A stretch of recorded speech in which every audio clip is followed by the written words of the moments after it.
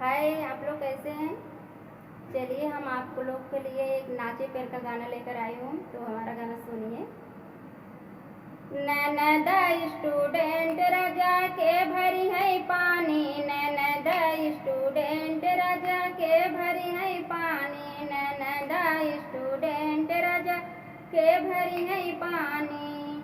सासू हमारी महलों की है रानी, सासू हमारी महलों की रानी, ससुर ससुर सुफेदार राजा के भरी है पानी, ससुर सुफेदार राजा के भरी है पानी। ननद स्टूडेंट राजा के भरी है पानी, ननद स्टूडेंट राजा के भरी है पानी। जेठनी हमारी महलों की है रानी, जेठनी हमारी महलों की रानी, जेठ सुफेदार राजा के भरी है पानी, जेठ सुफेदार राजा के भरी है पानी।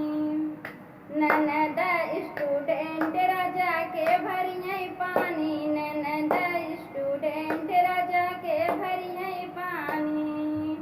छोटी हमारी महलों की रानी, छोटी हमारी महलों की रानी, देवर सुफेदार राजा के भरी है पानी, देवर सुफेदार राजा के भरी है पानी। ननद स्टूडेंट राजा के